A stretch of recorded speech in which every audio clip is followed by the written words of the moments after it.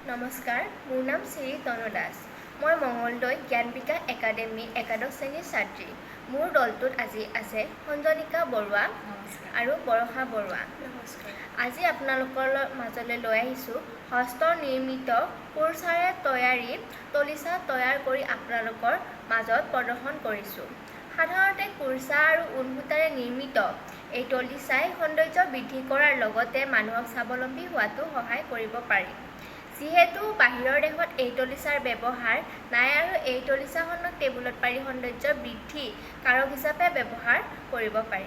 গতিকে বাহিৰৰ দেশত এই তলিচাৰে এটি ব্যৱসায়ো আৰম্ভ কৰিব পাৰি।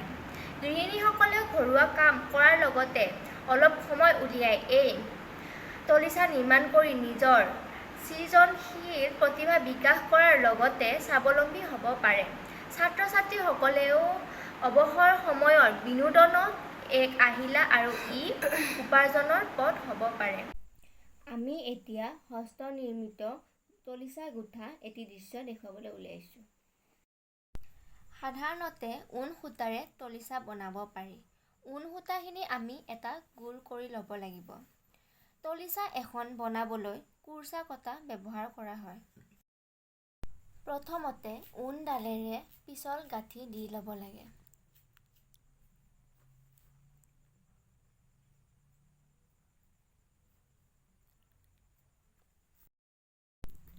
তাৰ পিছত ঊণ সূতাখিনি তৰ্জনী আঙুলিত মেৰিয়াই ল'ব লাগে।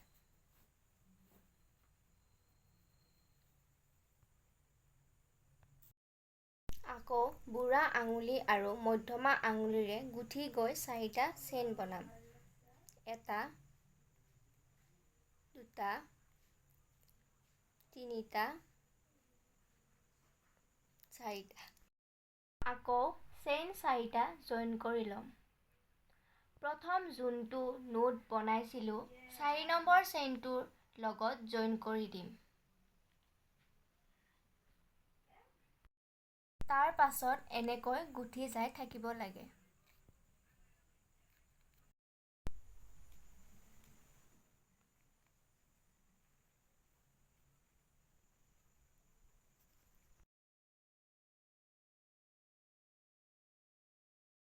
তলিচাখনত আমি যদি বেলেগ ৰং ব্যৱহাৰ কৰিব খোজোঁ তেনেহ'লে আমি আগৰ ঊণ সূতাখিনি আধাতে ছিঙি দিবও পাৰোঁ, লগতে আমি কেঞ্চিৰে কাটিবও পাৰোঁ। আমি এতিয়া কেঞ্চি ব্যৱহাৰ কৰিছোঁ।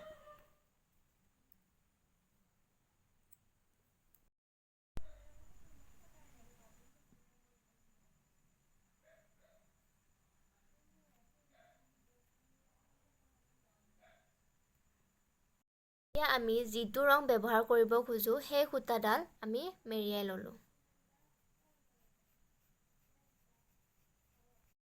যোনটো ঘৰৰ পৰা এৰিছিলোঁ সেই ঘৰটোৰ পৰা আকৌ আমি জইন দিব লাগে।